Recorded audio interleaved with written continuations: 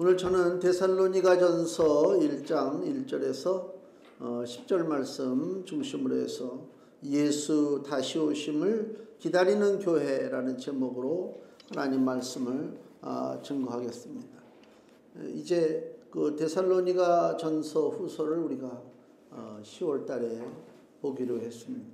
데살로니가전서는 바울의 그 서신서 중에 하나입니다. 서신서가 뭐냐면 아직 신약 성경이 그 당시에 완성되지 않았어요. 초기 초대교회 때 사도 바울이 또 베드로도 그렇고 요한도 그렇지만 이렇게 각 지역에 세워진 교회에다가 편지를 쓴단 말이에요. 편지를 써서 이거를 이제 각 지역 교회에 보내.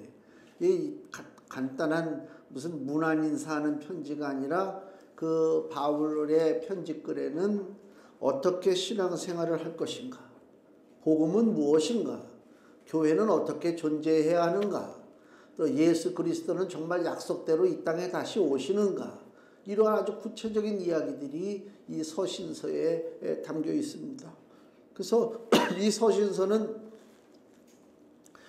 이제 그 교회에서 예배 드릴 때 교인들이 다 모인 상태에서 우리가 성경을 읽듯이 서신서를 읽는 거예요. 그것이 이제 데살로니가 전후서, 디모데 전후서, 갈라디아서 쭉 바울의 서신서가 나오죠. 그것이 이제 오늘날 신약 성경으로 완전히 굳어진 거죠. 오늘 이 데살로니가전서는 사도 바울이 데살로니가 지역에 있는 교회에게 보낸 편지글이 바로 데살로니가 전서입니다. 첫 번째 글이, 두 번째는 당연히 데살로니가 후서가 되겠죠. 그러면 바울은 데살로니가 지역에 있는 데살로니가 교회에 이 편지글을 통해서 뭘 얘기하고 싶은가? 우리 그거를 가지고 이제 성경을 봐야 돼요. 도대체 사도 바울이 그 세워진 교회에게 어떤 이야기를 하고 싶어서 이 말씀을 전하는가? 이 설교를 보면요, 순수한 목적이 있고 순수하지 못한 목적이 있어요. 순수한 목적은 뭐냐면 예수님이 왜 이 땅에 오셔야 됐고, 왜 이 땅에 교회가 세워졌고, 왜 우리는 교회에 모여서 주님을 섬겨야 되겠느냐라고 하는 그 진짜 복음에 대한 메시지가 이 진짜 설교죠. 가짜 설교는 뭐예요? 사람들의 감정을 건드리고 사람들의 호기심을 자극하고 그거예요. 그래서 그 사람들로 하여금 뭔가 이득을 취하려고 하는 것이 이 가짜 설교란 말이에요. 그 성도들이 이제 그걸 비교 판단해 봐야 돼요. 이 여러 설교를 들으면서. 그 정도 판단이 안 쓰면 잘못하면 우리 영혼이 도적질 당한다. 그러니까 가장 기준점이 뭐냐면, 그럼 어떤 것이 바른 설교고 어떤 것이 거짓된 거냐? 바울의 서신서를 읽으면 볼 수가 있어요. 사도 바울이 강조한 것이 무엇인가? 육신적인 것을 강조한 것인가? 영적인 것을 강조한 것인가? 우리들의 감정적인 것을 강조한 것인가? 하늘의 신령한 것을 강조한 것인가? 그거를 우리가 보면 된단 말이에요. 그러니까 서신서가 어렵기도 하지만 굉장히 중요해요. 그래서 복음의 진리를 깨닫지 못하면 신앙생활 10수년을 해도 결국은 실패하는 것입니다. 어느 장로님이 그러더라고. 우리 이제 그 노예에 가입하고 싶어서 전화가 왔어요. 그래서 노예에 대해서 이런 거 저런 거 물어보면서 그거 그 노예가 나라에 등록이 된 거니? 그래서 내가 아니 우리가 무슨 기독교가 국교인 나라가 아니잖아. 그렇잖아요. 우리는 기독교, 불교, 유교 별의별 종교가 많은데 노예라고 하는 조직이 국가에 등록됐는가? 난 이런 생각하는 것 자체가 너무 우습다. 그게 다 등록이 돼 있어야 되는데 아마 그 문화 무슨 체육부인가 거기에 사단법인 만들어 가지고 이렇게 종교법인 만들어서 등록해 놓으면 혜택 받는 그런 게 있는 것 같아요. 아마 그걸 얘기하는 것 같은데, 내가 그랬어요. 교회는 역사 이래로 국가에 등록하는 법이 없다. 교회가 국가에 등록하는 순간 그 교회는 부패하는 거예요. 그게 바로 로마 천주교예요. 간단하잖아요. 권력과 같이 결탁하면 그때부터는 이제 이 교회가 정치가 되고 정치가 부패하면 교회가 같이 타락하고 그렇잖아요. 그러니까 교회는 국가로부터 무슨 이득을 얻으려고 발버둥 칠 것도 없어. 뭐 어떤 권력자들을 앞세워가지고 우리 교회는 이런 사람이 나온다. 뭐 그래가지고 내세울 것도 없어요. 그렇지 않습니까? 그래 그 장로님한테 내가 막 그런 얘기를 했어요. 좀 교회가 등록이 되고 안 등록되고, 야 교회에 장로까지 됐는데 그 섬기는 교회가 하늘에 속한 교회인 줄도 모르고 등록이 되고 등록이 안 되고. 등록되는 거 간단해요. 노예 증명서 소속 증명, 목사 그 노예에 소속돼 있냐 하는 재직 증명 띄어다가 세무서에다 신고하면 등록이 돼요. 그럼 번호가 나온다고. 그게 무슨 의미가 있을까 싶게. 그게 그렇게 소중할 것 같으면 사도 바울이 이 복음서를 통해서 모든 교회는 국가에 나가서 등록할지어다. 그런 말이 있을 거 아니야. 신천지도 등록이 돼 있대. 그래 등록됐어도 그 짓을 하고 사는데 걔네들이. 겉이 번지를 한 게 이게 가짜란 말이에요. 뭔가 어떤 보호를 좀 받으려고 하는 듯한. 바울이 편지를 쓴 이 데살로니가 교회가 어떤 교회인가를 우리가 살펴보면 이 교회에 이게 진짜 교회구나. 그런 모습을 좀 우리가 볼 수가 있을 거예요. 첫째는요. 여기 1절 말씀 보세요. 데살로니가 교회는 어떤 교회인가. 바울과 실로아노와 디모데는 이제 바울의 선교팀이란 말이에요. 하나님 아버지와 주 예수 그리스도 안에 있는 데살로니가인의 교회에 편지하노니, 이걸 좀 나눠야 돼요. 하나님 아버지와 주 예수 그리스도 안에 있는 교회, 이렇게 먼저 하나 나눠야 된단 말이에요. 성경을. 자, 주님의 교회 가장 큰 특징이 뭐냐? 하나님과 예수 그리스도 안에 있는 교회다, 그 얘기입니다. 이게 무슨 뜻인가를 설명할 테니까 잘 들으셔야 돼요. 졸지 말고. 예수 그리스도의 교회라고 하는 말을 쓸 수 있었음에도 불구하고 예수 그리스도 안에 있는 교회라고 하는 말을 쓰는 것이 아니라 하나님과 예수 그리스도 안에 있는 교회, 이렇게 써요. 그 무슨 얘기냐면 하나님과 예수 그리스도는 별개의 존재가 아니라 하나님과 예수 그리스도는 일체란 말이에요. 일체. 우리 삼위일체 그러잖아요. 그죠? 성부와 성자와 성령이 한 본체가 된단 말이에요. 그러니까 무슨 얘기냐? 하나님은 알아. 불신자조차도 하나님은 알아.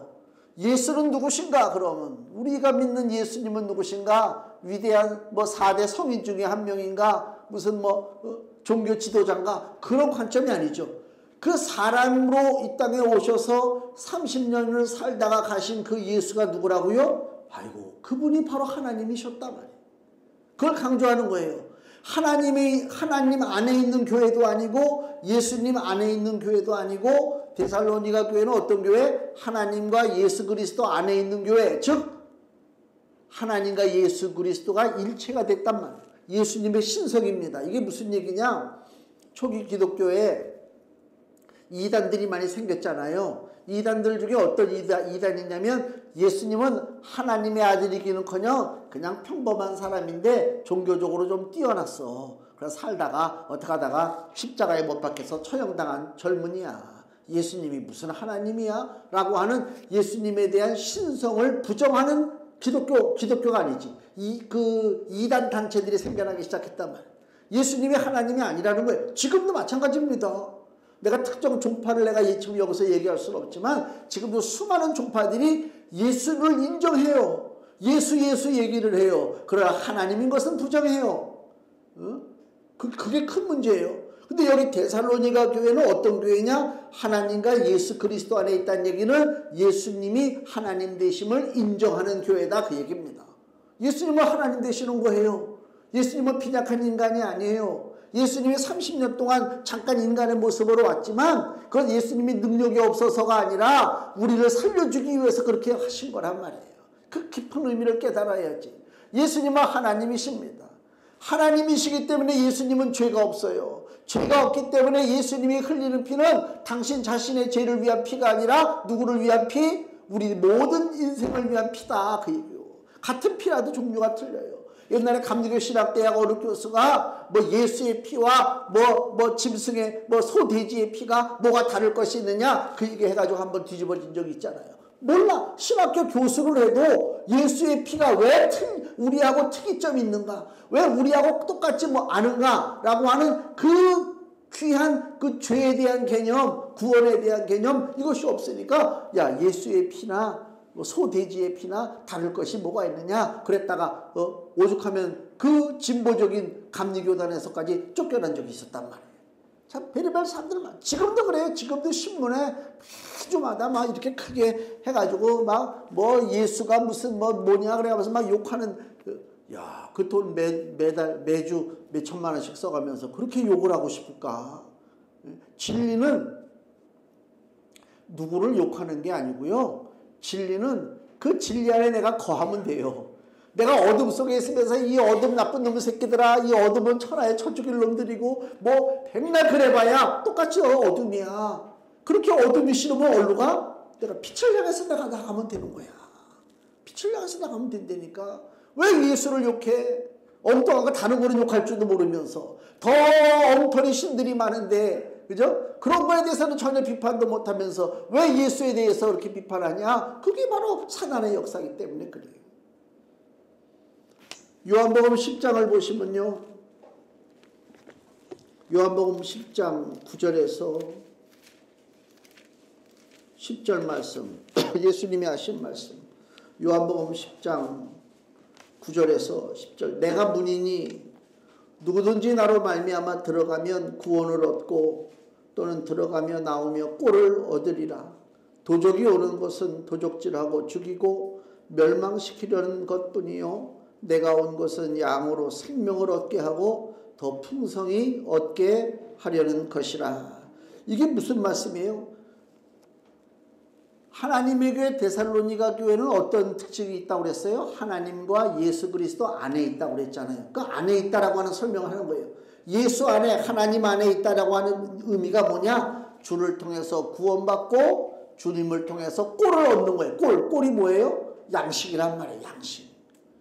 그러니까 우리가 양을 보면 알지만 양은 스스로 독립적으로 살아갈 수가 없어요. 양이라고 하는 존재가 그렇잖아요. 뭐 어떤 짐승들하고 싸워서 이길 수도 없거니와 양이 무슨 뭐 특별히 눈이 발달하고 뭐 감각이 발달해서 스스로 목초지를 찾아다니고 그게 아니에요. 양들은 늘 목자가 이끌고 다녀요. 그게 양이잖아요. 근데 성경에서 우리를 보고 뭐라고 그래요? 우리를 양이라고 그러잖아요. 예수님의 목자. 왜 하고 많은 짐승 중에 하필 제일 연약한 양이라고 그랬을까? 그건 주님이 우리에게 가르쳐주는 거예요. 너희들은 스스로 자존적으로 살 수가 없다. 짐승들도 보면요, 그 반달곰 지리산에 있잖아요. 그 반달곰을 그 개체수를 늘린다고 그걸 이렇게 잡아다가 어린 새끼 때부터 아니면 새끼를 낳게 해가지고 그거 잘 키워가지고 이 목에다가 전자 추적기가 껴가지고 방사를 한단 말이에요. 그럼 얘들이 적응이 잘 돼요, 자연에. 그 어린 놈들이 그 험한 산에 다니면서 어떻게 살아요? 우리 같으면 살겠어요? 어린애들, 야, 너 이제부터 이제 부모 곁을 떠나서 네가 한번 살아봐라. 자연에다 풀어놔 보세요. 살 수 있을 것 같습니까? 물론 옛날에 뭐 애들 동화에는 뭐 늑대가 데려다가 키웠다 뭐 이런 얘기가 있지만은 살 수가 없어요. 인간은 스스로 자존적으로 살 수가 없어요. 뭐 10살, 20살 그저 언제까지 보호받아야 할 존재. 그러다가 좀 이제 나는 좀 자립해서 독립적으로 살만하다 라고 순간 착각을 하는 순간 인생의 문제가 찾아오지. 그래서 내 뜻대로 되는 게 아니구나. 삶이라고 하는 게. 너무 고달프구나. 이걸 느낀단 말이에요. 우리는 스스로 못 살아요. 이걸 빨리 깨달아야 돼요. 그 인정하고 나는 스스로 사는 존재가 아니구나. 그리고 목자 예수를 따르는 거, 이게 바로 지혜지. 아직도 스스로 자존적으로 살 수 있다고 생각해가지고 뭐 철학을 공부하고 무슨 뭐 과학을 발전시키고 뭐 별의별 짓을 다 해요. 근데 결국 그것이 우리의 생명을 노리고 문제가 생기는 거 아닙니까? 지금 러시아에 푸틴이 아마 핵을 쏠 것 같아요. 계속 그렇게 얘기할 때는 떠보는 거예요. 세계 여론을 띄워본다고. 근데 푸틴이 핵을 쏴도 현실적으로 막을 방법이 없잖아요. 똑같이 핵을 쓰면 같이 멸망한다면 그걸 푸틴이 잘 알고 있어요. 반드시 핵을 쓰게 돼 있단 말이에요. 극적인 일이 벌어지지 않는 한. 핵 쓰면 어떻게 돼요? 수만 명이 죽죠. 수십만 명이 죽는 거예요. 어저께 뉴스 보니까 푸틴이 그랬다고 그래요. 미국이 먼저 쓰지 않았느냐? 일본에다 히로시마하고 나가사키 핵을 터뜨려가지고 사람을 몇십만 명 죽게 해놓고 뭐 이제 와서 왜 우리한테 그래? 우리가 쓰는 거 가지고 좀 그런 논리로 나간단 말이에요. 이게 무슨 결과입니까? 그렇게 과학이 발전하고 모든 기술 문명이 뛰어나고 뭐 대단하잖아요. 문화가. 예술이 대단하죠. 러시아의 예술은 또 뛰어나요. 문학적인 거라든가. 그래서 그 러시아 교수 문학을 전공하는 교수가 좀 염려하는 글을 썼더라고요. 이번 계기를 통해서 혹시 러시아에 대한 반감이 많아지고 러시아 문학에 대해서 배척하는 일들이 벌어질까봐 좀 우려스럽다 하는 얘기가 나올 정도로 러시아의 문학이 아름답습니다. 우리가 책을 안 읽어봤어도 톨스토이 잘 알잖아요. 그죠? 토스트 뭐? 이 발음이 힘들잖아요. 응? 하여튼 읽어보진 않았어도 다 뭐 까라바조프의 형제들 뭐 전쟁과 평화 뭐 안나 까레리나 다들 알고 있잖아요. 아무리 그러면 뭐 하느냐? 결과적으로는 지구의 이 땅의 멸망을 재촉하는 끔찍한 일들이 지금 벌어지고 있다. 그러니까 인간은 스스로 자전적으로 뭐 야 이거 우리 이 정도니까 우리가 좀 살만하겠네. 천만의 말씀이요. 못 살아요. 내버려두면 자기들끼리 싸우고 죽이고 멸망하는 것이 바로 인간이란 말이에요. 역사가 그렇잖아요. 역사가 그렇단 말이에요. 불신자는 자기 스스로 살아갈 수 없다고 하는 사실을 인정하지 않고 애를 써요. 반면에 우리 양 같은 우리들은 어떻게 해요? 여기 시편 23편을 보세요. 다윗의 그 양과 목자에 대한 시편 23편 1절에서 2절만 보면요. 여호와는 나의 목자시니 내가 부족함이 없으리로다. 여호와가 목자기 때문에 내가 부족함이 없는 거예요. 내가 애쓰고 노력해서가 아니라 그가 나를 푸른 초장에 누이시며 쉴 만한 물가로 인도하시는도다. 주님이 나를 일용할 양식을 위해서 나의 쉼을 위해서 주님이 나를 이끌어 가셔요. 그걸 인정하고 나의 목자는 예수 그리스도라 이걸 고백하는 것이 이게 지혜로운 사람인데 불신자는 어떻다고요? 스스로 발버둥쳐요. 시편 34편 10절 말씀 시편 34편 10절 젊은 사자는 궁핍하여 줄일지라도 여호와를 찾는 자는 모든 좋은 곳에 부족함이 없으리로다. 젊은 사자가 누구요? 불신자예요. 뭐 자기 능력으로 살 것 같잖아요. 뛰어나잖아요.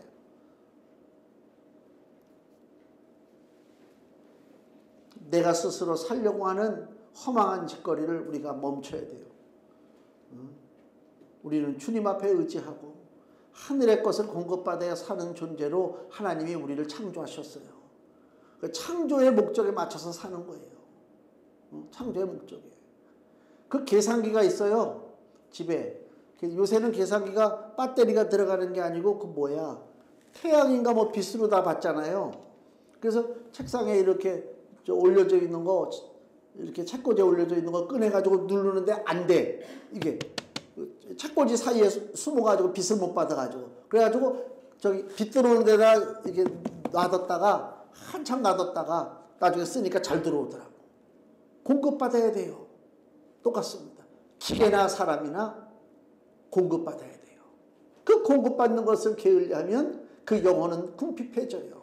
궁핍해져요.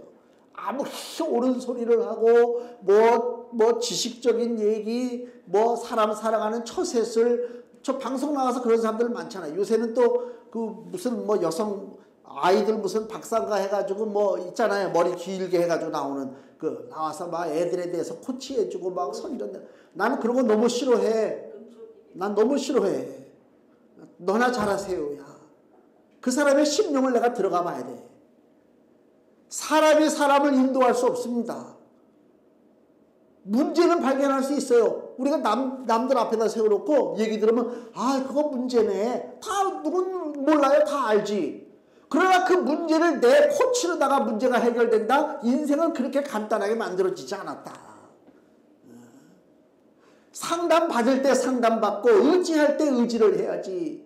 나처럼 죽으면 흙으로 돌아가고 아무것도 아닌 그 존재, 연약한 존재에게 내가 내 생명을 맡기고 내 인생을 맡기고 코치를 받습니까? 아이고 어리석기 우린 말할 수가 없지. 그렇잖아요. 발버둥 쳐야 불신자는 궁핍할 수밖에 없다.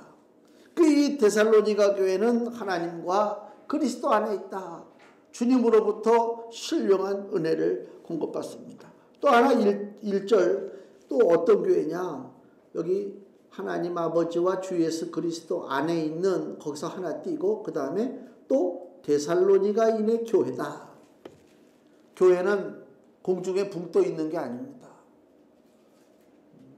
세상과 떨어진 교회가 아니라 데살로니가가 뭐예요? 그 지역 이름이 그리스의 지역 이름이란 말이에요.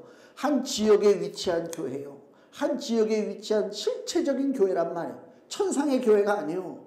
실제로 이 땅에 존재하는 교회예요. 사람들 삶 속에서 뿌리를 내리는 교회라.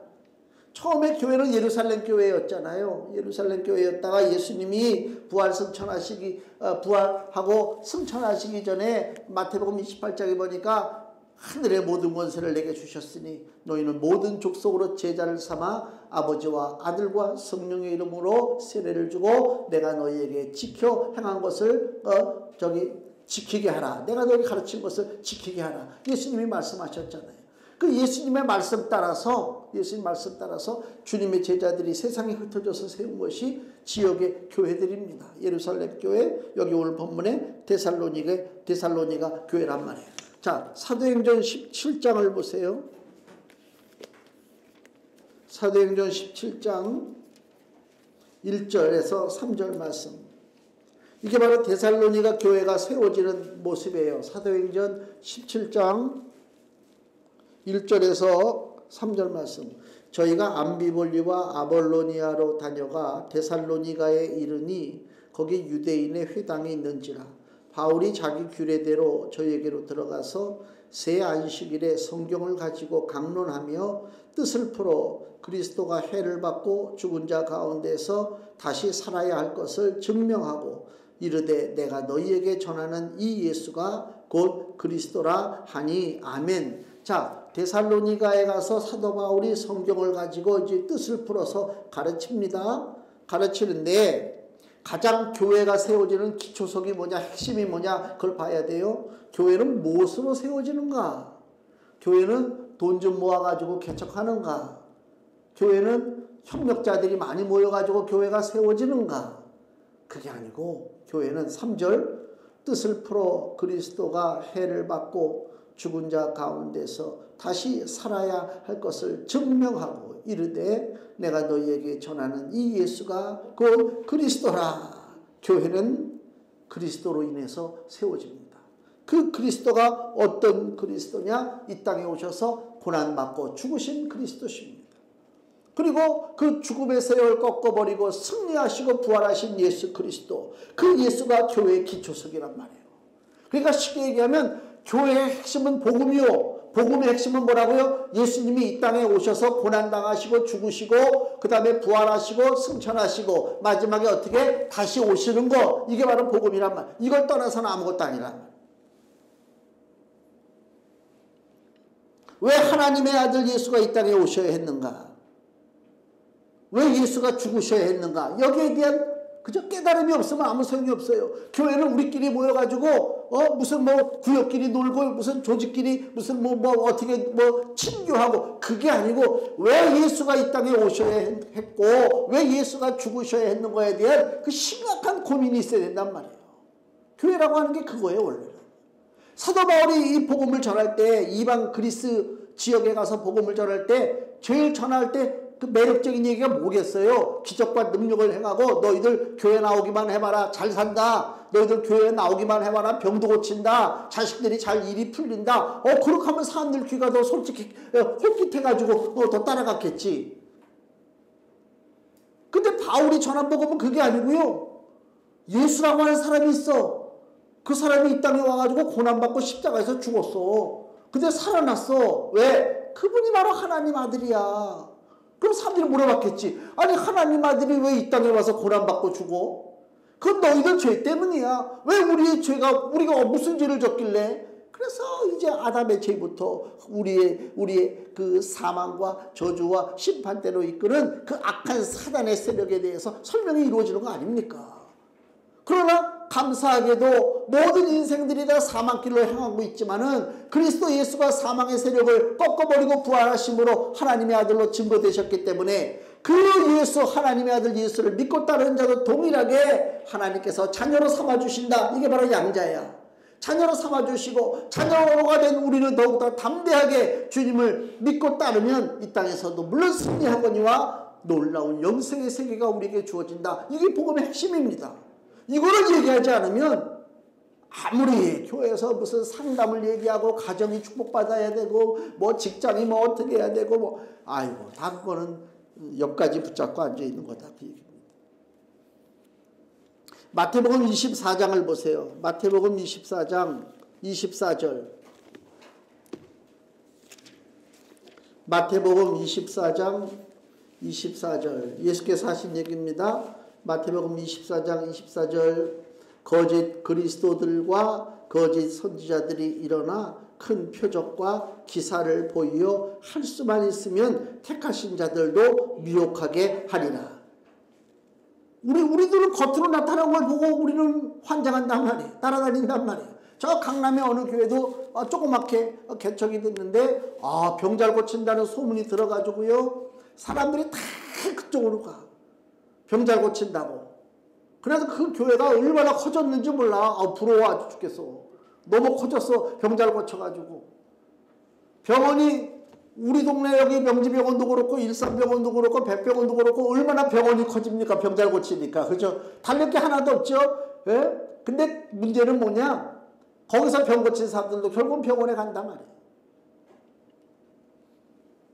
그때 그 교회 내가 저기 사이트로 들어가서 보니까 광고 시간에 전도사가 누군가 광고하는데 목사님이 이번 주에 무슨 뭐 수술 예정입니까? 기도를 많이. 그 얘기 듣고 너무 이거 무슨 코미디도 아니고 무슨 뭐 자기가 뭐 병 고친다고 다 모아놓고는 자기는 수술 받으러 가? 너무 솔직하구나 그 생각도 들었지만 물론 거기에 초점을 맞추는 게 아니란 말이에요.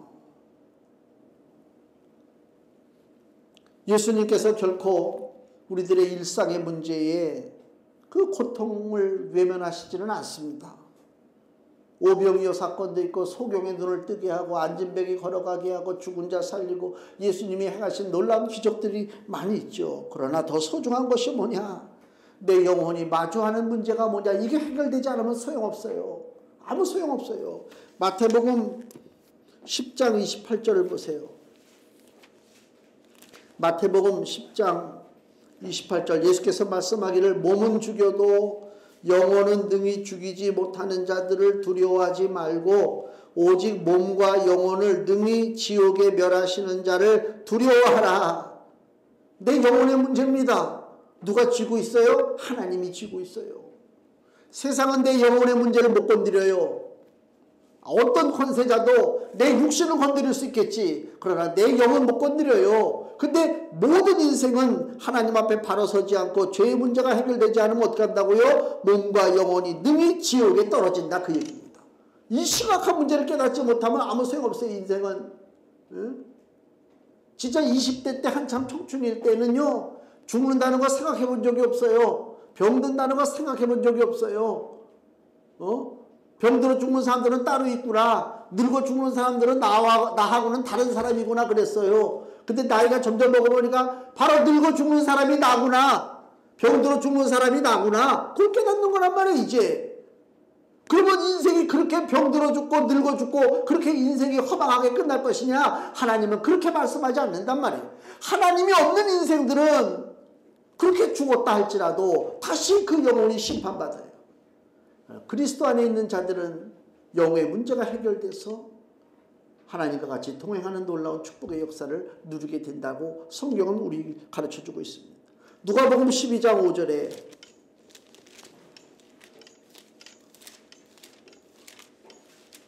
누가복음 12장 5절에 예수님이 같은 말씀을 다시 하시죠. 마땅히 두려워할 자를 내가 너희에게 보이리니 곧 죽인 후에 또한 지옥에 던져넣는 권세 있는 그를 두려워하라. 그가 누굽니까? 하나님이요. 그를 두려워하라. 내가 참으로 너희에게 이르노니 그를 두려워하라. 이게 주의 말씀입니다. 하나님을 두려워해야 된다 그 얘기입니다. 그것이 해결되지 않으면 영의 문제가 해결되지 않습니다. 이걸 해결할 방법은 우리에게는 없어요. 오직 예수에밖에 없다는 것입니다. 이 모든 문제를 데살로니가 교회는 이미 깨달았기 때문에 여기 본문의 8절 보세요. 데살로니가전서 1장 8절 주의 말씀이 너희에게로부터 마게도냐와 아가야에만 들릴 뿐 아니라 하나님을 향하는 너희 믿음의 소문이 각처에 퍼진 거로 우리는 아무 말도 할 것이 없느라. 데살로니가 교회 믿음의 소문이 퍼져나갔어요. 그 믿음의 소문이라는 게 뭐예요? 바로 예수 복음입니다. 10절 또 죽은 자들 가운데서 다시 살리신 그의 아들이 즉 예수께서 하늘로부터 강림하심을 기다린다고 말하니 예수 다시 오심을 기다립니다. 이는 장래 노하심에서 우리를 건지시는 예수시니라. 영의 문제를 해결할 분이 누구라고요? 그 노하심 하나님의 진노의 문제를 해결할 분이 누구라고요? 예수 그리스도란 말입니다. 세상의 신들은요 돈 갖다 바치면 신이 노여움을 푼대요. 세상에 거짓된 것들은요 배 타고 가다가 바다에다가 고스레 해가지고 뭐 이렇게 집어던지는 거 있잖아요. 용왕님 잘 좀 봐주시오. 뭐 산에 올라가서 산당에 갖다 재물 갖다 올려놓고 그러면 봐준다고 그래요. 왜? 그런 신 자체가 없기 때문에 봐주든 말든 인간의 상상력이지. 그러나 하나님의 진노하심은 왜 하나님이 진노하셔요? 하나님의 형상대로 지음받은 인간들이 하나님을 따라 살지 아니하고 엉터리 귀신의 역사를 따라 사단을 자기의 주로 모시고 산다? 하나님이 용납할 수 없어요. 그래서 하나님의 진노하심이 왔단 말입니다.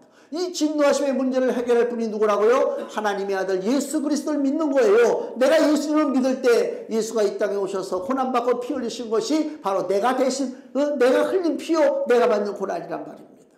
내가 지금 피 흘려야 할 일이 생겼어요. 내가 고난받아야 할 일이 생겼어요. 감사하게도 예수여 나와 함께 하소서 라고 말할 때에 내가 흘려야 할 피, 내가 받아야 할 고난 누가 받으신다? 예수님이 받으신다. 그게 감사한 거예요. 그래서 10절 끝에 장래 노하심에서 우리를 건지시는 예수 신이라 아멘. 자, 금주 말씀 보세요. 사도행전 3장 19절 같이 읽습니다. 그러므로 너희가 회개하고 돌이켜 너희 죄 없이 함을 받으라. 이같이 하면 유쾌하게 되는 날이 주 앞으로부터 이럴 것이요. 아멘. 유쾌하게 되는 날이 뭐예요? 우리가 구원받는 날입니다. 영과 육이 온전하게 구원받는 예수님 다시 오는 날입니다. 다시 오심을 바라봐야 된단 말입니다. 다시 오심을 바라본다는 얘기는 뭐예요? 지나치게 이 땅에 있는 것에 집착하면 안 된다. 내가 이런 얘기하면 사람들이 손가락질 할지도 몰라. 아이고 무슨 얘기 하려고 하냐면 교회가 지나치게 건물이 외향적으로 멋져도 안 된단 말이에요. 서울에 어느 교회는 뭐 전 세계의 한국 교회의 랜드마크가 되기 위해서 멋있게 졌대요. 그 질 때 기본적인 상식은 뭐예요? 생각은 우리 예수님은 조만간은 절대로 안 온다. 절대로 올 리가 없다. 그 마음으로 교회를 짓는 거예요. 거기에 무슨 복음이 있겠습니까? 아무도 편히 눕자 편히 자자 이제는 아무것도 아니구나 라고 할 때 마치 그 임산부가 갑자기 배가 아파서 애가 나오는 것처럼 그때와 시는 아무도 몰라요. 우리가 아직은 예수님 오실 때가 아니야 이러잖아요. 그럼 우리가 어떻게 알아? 하나님이 결정하시면 끝나는 거지.